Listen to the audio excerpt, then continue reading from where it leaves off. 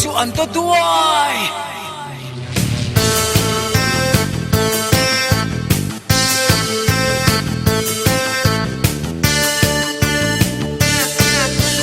chọn ba na kain kal kazir tirang che rual khumin le ro ka duat lai chim lo pui siam tu mangai thil thon pe ril la ra fanau ro chan lu i chun le zualung lo ma kim ve na ha ha i lo piang ta mo ma te kan lo ma kim nge ye shai te ka duat lai en chim lo shai te kal chet ar tui lo lo tum bai lek thang tum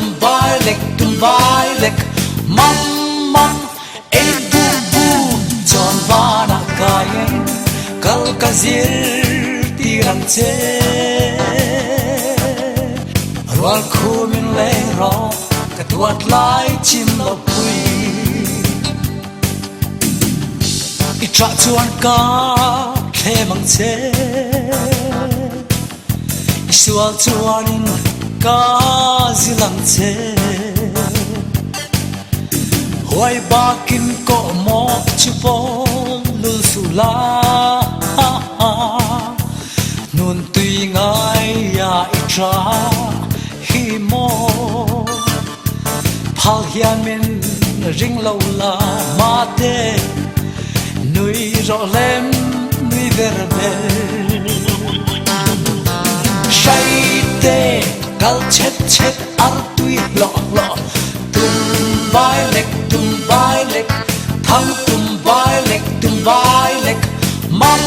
mam e bu bu chon ba na kain kal kazir tirang che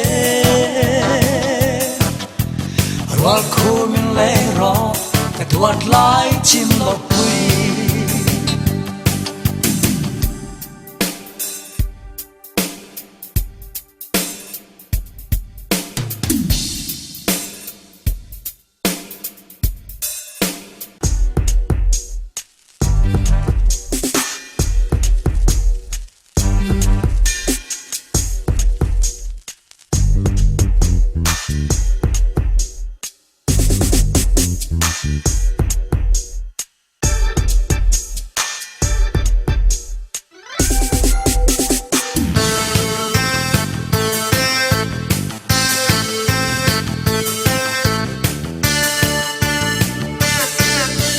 chon ba na kain kal kazir tirang che rual khumin le ro ka tuat lai chim lo pui kwan huala sei lia di tiam tin zirin lo chang lian na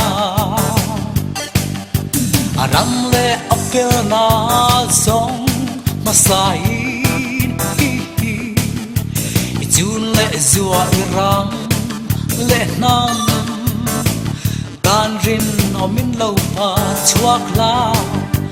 mal som na ni sel ro shai te kal chet ar tui lo lo tum bai lek thang tum bai lek mam mam e bu bu chon ba na kain kal kazir tirang che rual khumin le ro ka tuat lai chim lo pui rual khumin le ro ka tuat lai chim lo